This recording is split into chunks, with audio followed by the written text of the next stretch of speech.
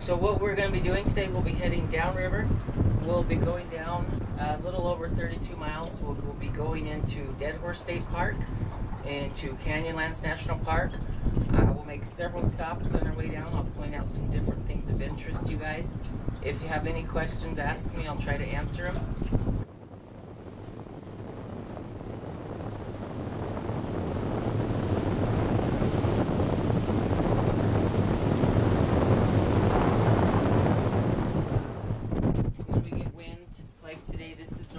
Spot, so it should calm down once we get past here. But for those of you on this side of the boat, if you look right up here, you can see an arch. Those of you on this side will spin around for you in just a moment, so everybody gets a good opportunity to see this. This spider face. If you fly over the top of this rock, you can see that this whole section where the arch is all uplifted like the body of a spider. And this rock wall coming down here is one of the 8 legs coming off that spider. So it's quite large. It's also kind of famous.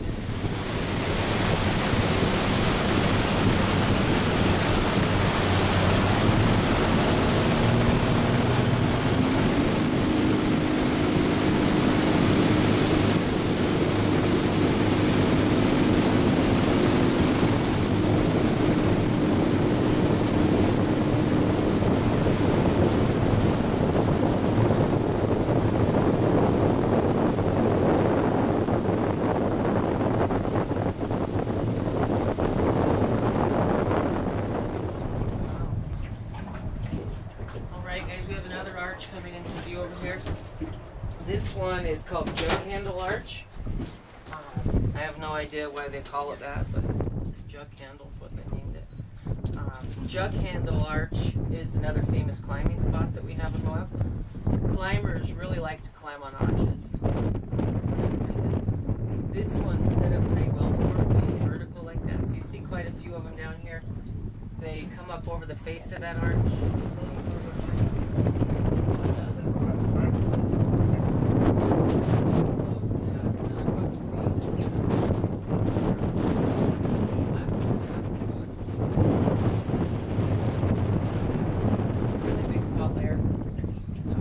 The road that we've been following over here, this is where it goes to.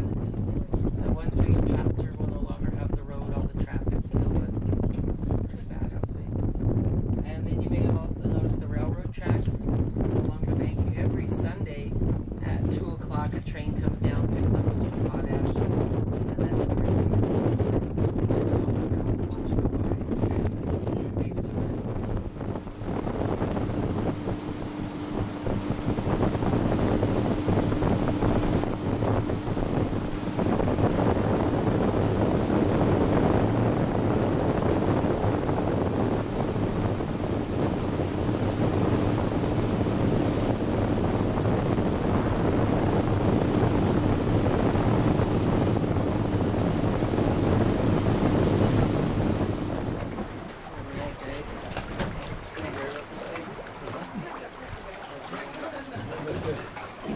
Alright guys, if you look right on top of the cliff up here, nice flat cliff towards the right hand side of the flat part, you can see a little car parked up there.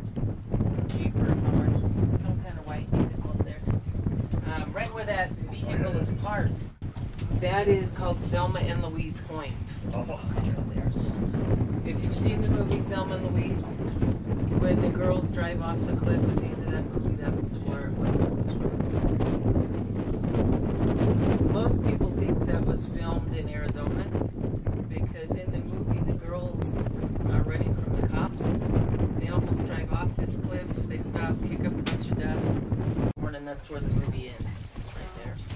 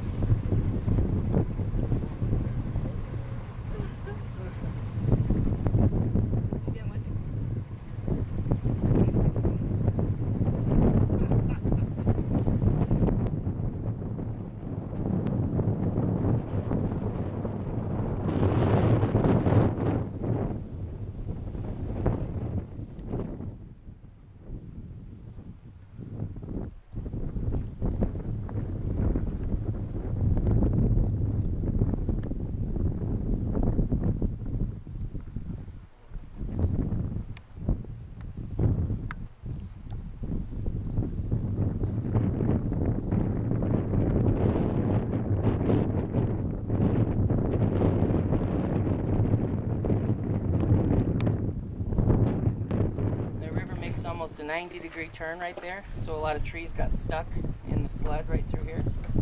And another reason they're hard to find is because they're normally hauled off before people can see them.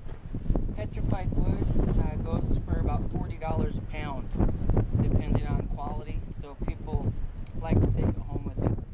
It's protected here, it's in the state park, and there's no way to get it out really except by boat, so most of it's stuck around over the years. The State Park Service said if you guys wanted, you could have either one of these two pieces right here before they filmed that movie up there. So there's a lot of those. Then we have what I call leverites. Like this, they're just rocks. They leave them right where you find them. They're not worth picking up or anything. Quite a few of those in the area also.